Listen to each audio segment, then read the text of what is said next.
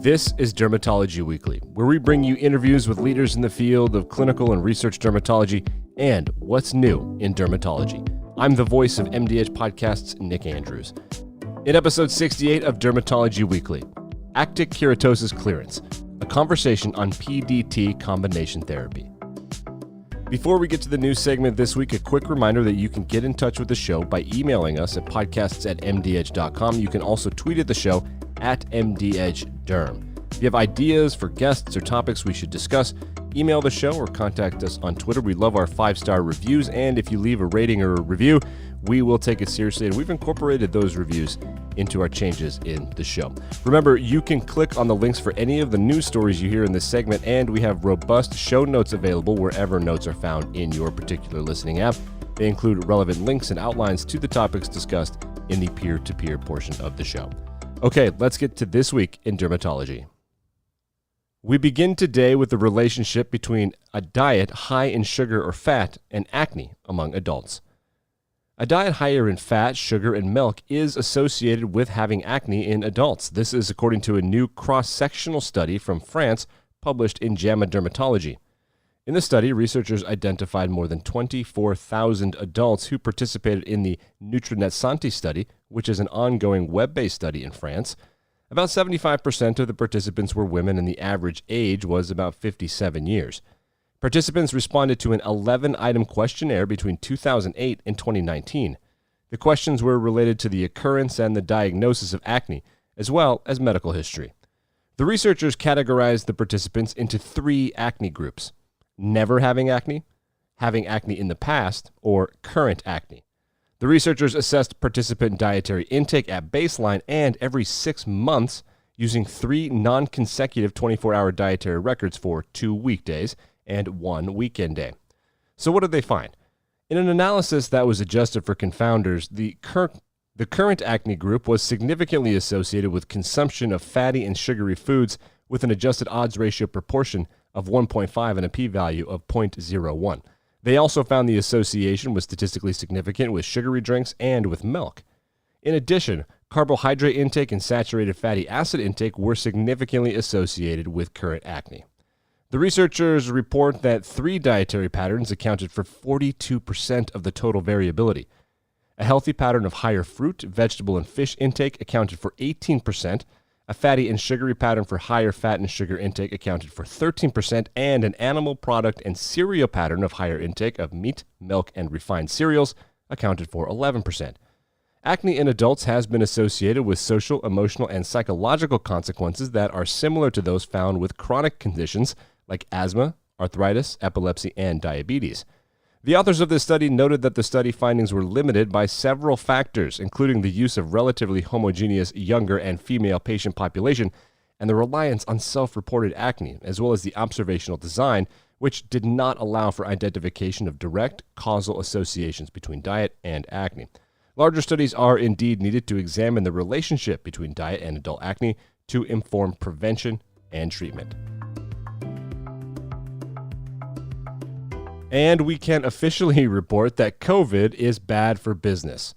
In the first 2 months of the COVID-19 pandemic, healthcare professionals experienced sharp drops in both utilization and in revenue. This is according to an analysis of the nation's largest collection of private healthcare claims data. The report comes from the nonprofit company called Fair Health, that's F-A-I-R. They manage a database of 31 billion claim records. According to the report from Fair Health, for the months of March and April in 2020, use of medical and professional services dropped by 65% and 68% respectively compared with last year. And estimated revenue fell by 45% and 48%. For the Northeast states, where the pandemic was the hardest, patient volume was down by 60% in March and 80% in April, while revenue fell 55% in March and 79% in April. For this analysis, the company defined a professional service as any service provided by an individual, such as a physician, nurse, NP, or PA, instead of being billed by a facility.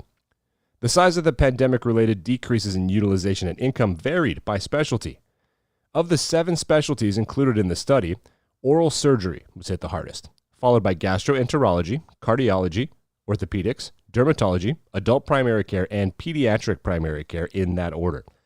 After experiencing a 2% drop in utilization this January and an increase of 4% in February compared with 2019, gastroenterology saw a corresponding drop of 73% in March and 77% in April. Estimated revenue for the specialty was flat in January and rose by 10% in February, but plummeted by 75% in March and 80% in April. Dermatology did the best among the non-primary care specialties, but that was just a relative success. Utilization still dropped by 62 and 68% in March and April of 2020 compared with 2019, and revenue dropped by 50% in March and 59% in April. Fair Health wrote in the report that across many specialties from January to April 2020, office or other outpatient visits became more common relative to other procedures. This may have been due in part to the fact that many of these E&M services could be rendered via telehealth. However, they also noted that even when medical practices continued to function via telehealth, many of those practices experienced lower reimbursements for telehealth visits than for in-person visits, and more time educating patients on how to use the tech. And finally, today, as portions of the U.S. begin to reopen amid the pandemic, Dr. Joseph Eastern poses an important question. If you reopen the practice, will the patients come? Dr. Eastern practices dermatology and dermatology surgery in Belleville, New Jersey.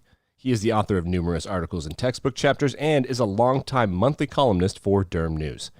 Dr. Eastern wonders in his column this month, if you reopen healthcare facilities, will patients feel safe enough to return? Dr. Eastern writes this month that the answer to this question may depend on how well the clinician times up their reopening and how well the clinicians adhere to appropriate federal and local guidelines. The federal guidelines have 3 sections. Criteria, which outline conditions each region or state should satisfy before reopening. Preparedness, which lists how states should prepare for reopening. And phase guidelines, which detail responsibilities of individuals and employers during distinct reopening phases. You should pay the most attention to the criteria section, according to Dr. Eastern. The key question to ask is, has my state or region satisfied the basic criteria for reopening? Those criteria are as follows. 1. Symptoms reported within a 14-day period should be on a downward trajectory. 2. Cases documented or positive tests as a percentage of total tests within a 14-day period should also be on a downward trajectory. And 3, hospitals should be treating all patients without crisis care. They should also have a robust testing program in place for at-risk healthcare workers. If your area meets these criteria, you can proceed to the CMS recommendations.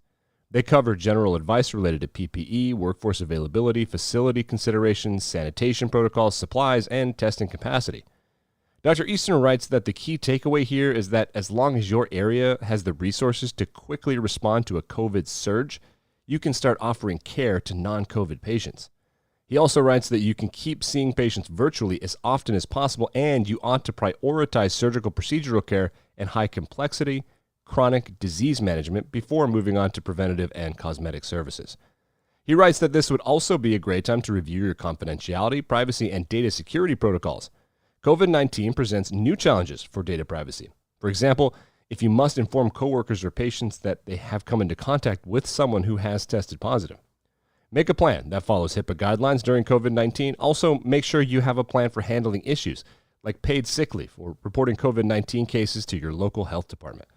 Another useful resource is the Medical Group Management Association's COVID-19 Medical Practice Reopening Checklist. You can use it to confirm that you are addressing all the important items and that you haven't missed anything. Dr. Eastern notes that personally he is advising patients who are reluctant to seek treatment that many medical problems pose more risks than COVID-19.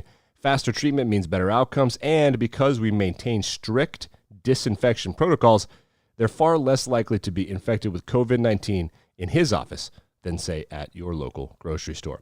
You can read Dr. Eastern's entire column by clicking the link in the podcast notes. The column includes the AMA checklist of criteria for reopening your practice to supplement the federal guidelines. And that's what's news in dermatology this week. Episode 68 of Derm Weekly. We'll be right back.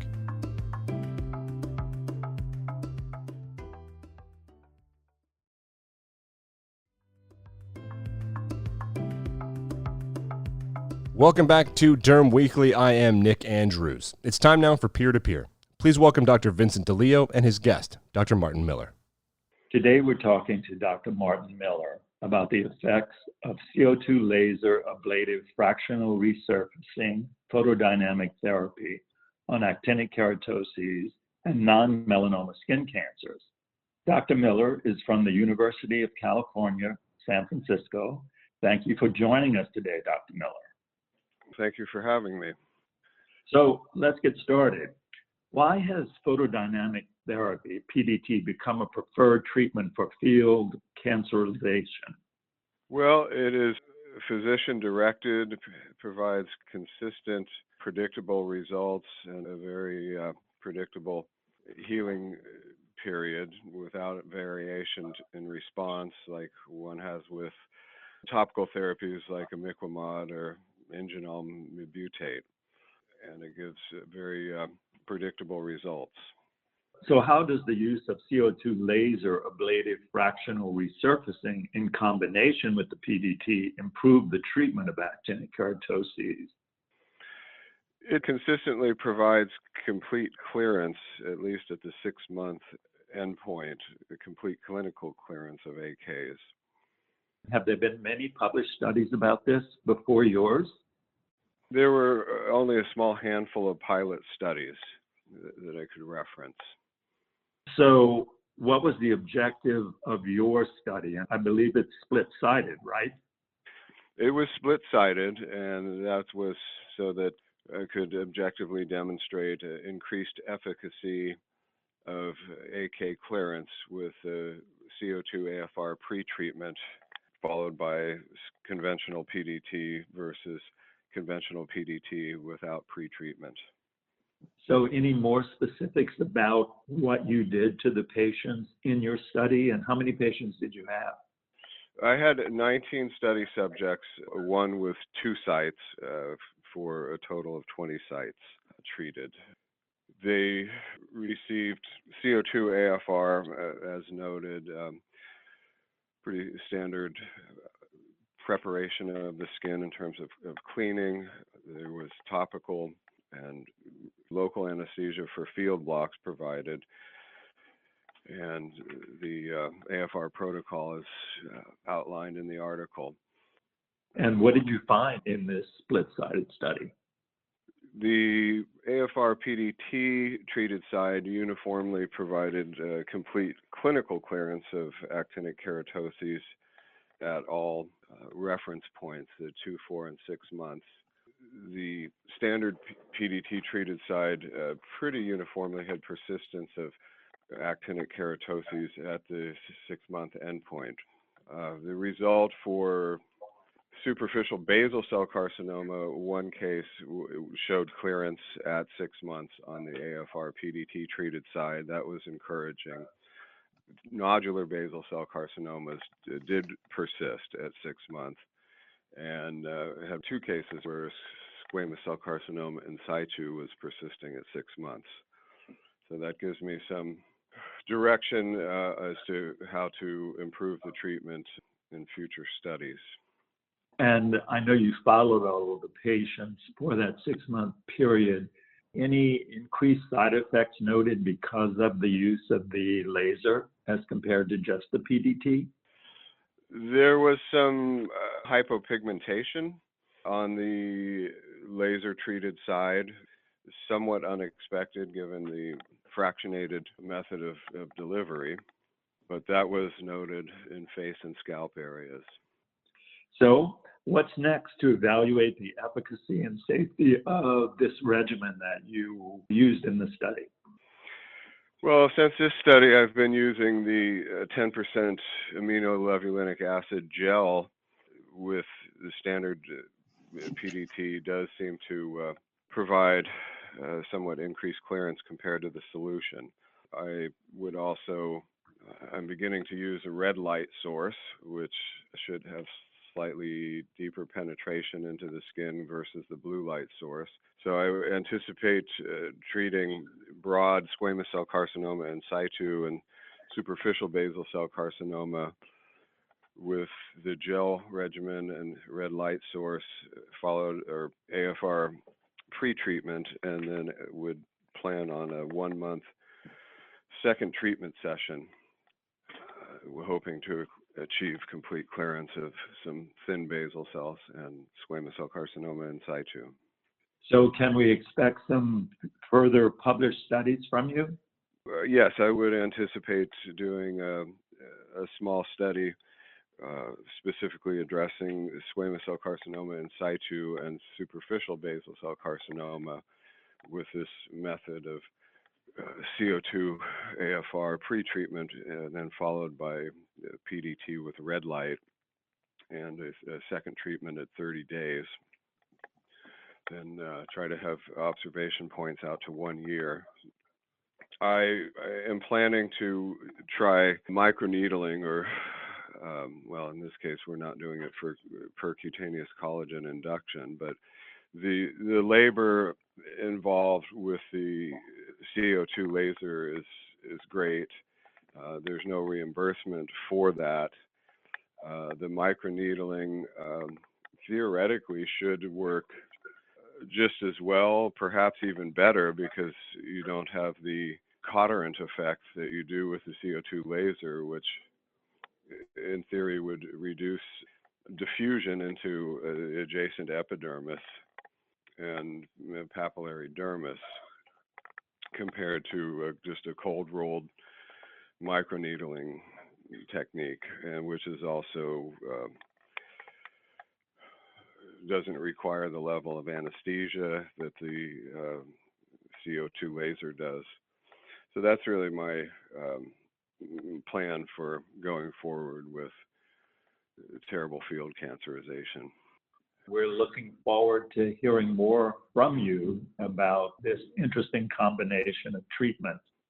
And thank you for joining us and taking the time to talk to our listeners. You have a good day too. And that's a wrap on episode 68 of Dermatology Weekly. Derm Weekly is produced by MD Edge dermatology editors Elizabeth Meshkati and Melissa Sears. The host of the peer-to-peer portion of the show is Dr. Vincent DeLeo. Peer-to-peer is produced by Melissa Sears and Tyler Mundek. The news portion of the show is produced by Elizabeth Meshkati and written by myself. Stories this week were originally published online at MD Edge Dermatology and written by Heidi Spleet, Richard Franke, and our column was written by Dr. Joseph Easter. All MD Edge podcasts are produced by our editor-in-chief and the editor-in-chief of Medscape, Dr. Ivan Oransky, as well as MD Edge executive editors Kathy Skarbeck and Mary Ellen Schneider. The show engineered and edited and mixed by Tyler Mundek. I am the voice of MD Edge podcasts and the host of Derm Weekly News, Nick Andrews. You're listening to MD Edge.